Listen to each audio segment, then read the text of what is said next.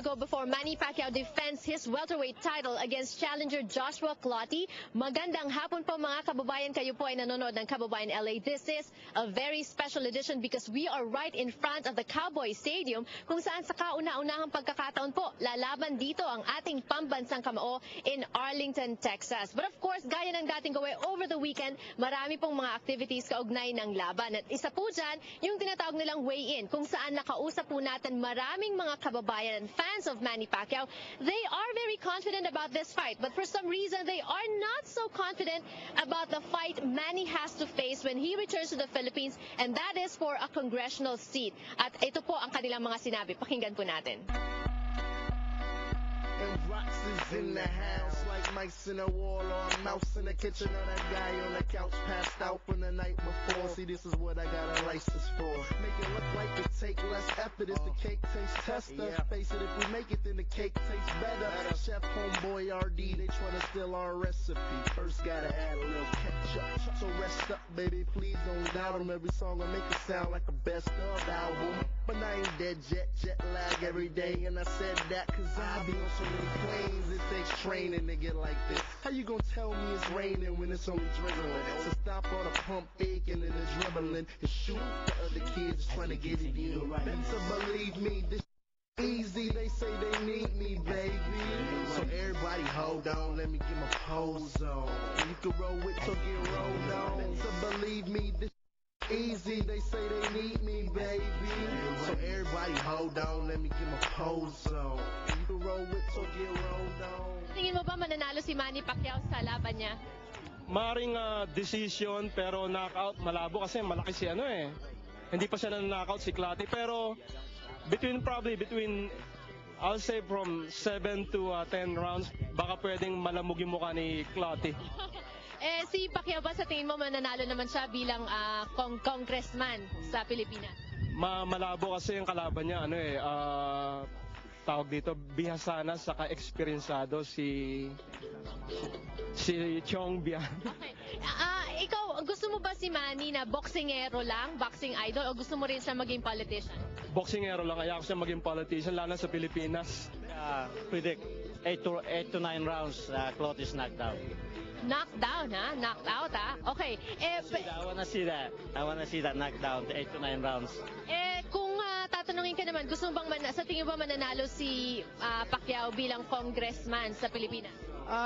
May pag-asa, pero mas gusto ko steady siya sa kwan. Kung pwede, hindi siya tatakbo. Kasi national hero na siya. Kung baka masisira pa siya doon.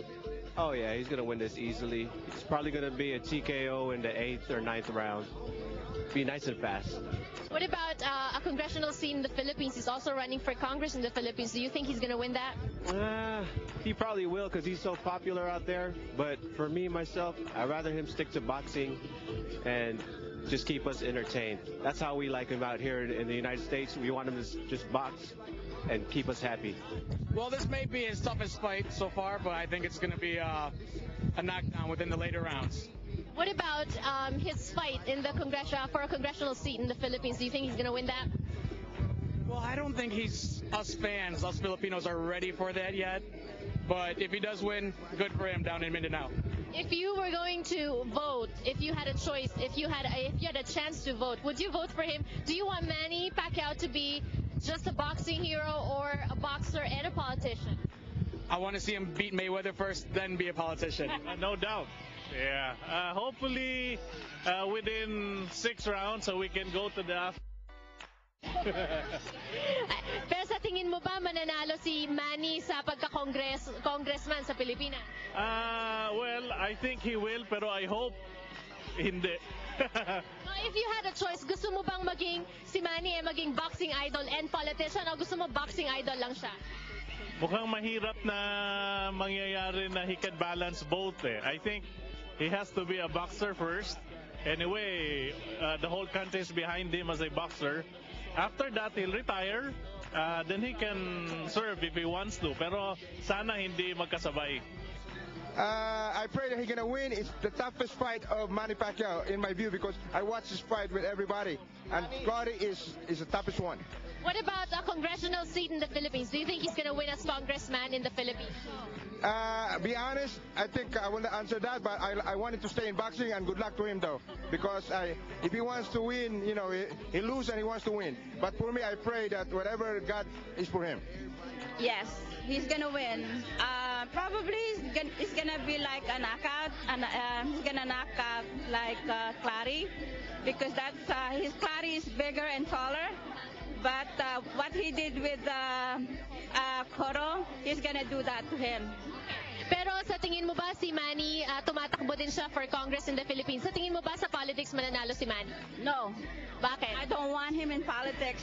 We have a very dirty politics. Still here at the Cowboy Stadium in Arlington, Texas, where 45,000 seats are expected to be sold tonight para sa laban ng Manny Pacquiao and Joshua Clottey. Ganyan na nga po kalakas ang selling power ng ating pambansang kamao who came from very humble beginnings.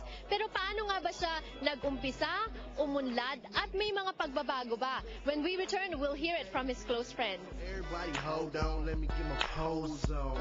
You can roll with, so get rolled on.